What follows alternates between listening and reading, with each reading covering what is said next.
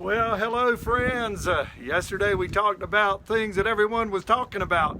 Well, I forgot to talk about something I wanted to talk about, so I'm just going to share a little bit more about that subject yesterday. Well, we talked about the feeding of the 5,000 and how all four Gospels recorded the story. I looked up and counted the verses. There were 47 verses that were attributed to this story of the feeding of the 5,000. Now,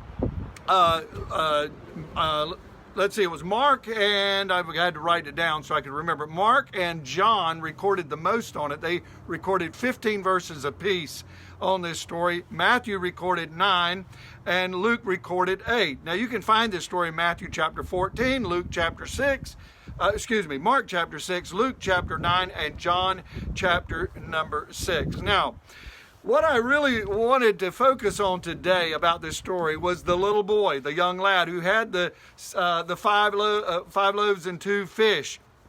And, about all the people that probably remembered this event, I imagine out of all the 15,000 people or 5,000 men, out of all of these people, I imagine this little boy remembered it the most. I imagine he talked about it the longest. As he was growing up, he would probably tell his friends, hey, you're not going to believe what happened to me when I was a kid.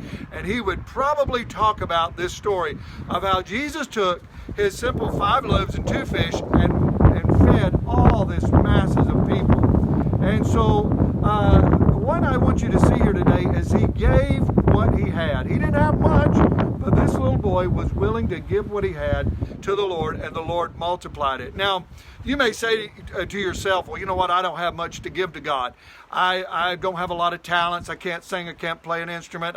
There's a lot of things I can't do. You might be saying that, but I'm going to tell you, God has given you gifts, and he has given something in your hand that you can use for him, and if you will give it back to him, use the talents that he has given to you and give them back to him, he will multiply and perform miracles. You say, well, I'm not sure he can do that. What about David? David, he had a sling. That's all he had in his hand, and he killed a giant, brought victory to Israel. What about Moses? All he had in his hand was a staff. And you know what? When he lifted that staff, things happened. The waters parted. The seas in Egypt turned to blood. I'm telling you, friends, if we will give what we have that God has given us back to him, he will multiply it. And I can tell you, we'll be talking about it. You'll be talking about it for years to come, just like this little boy. He gave what he had. It wasn't much.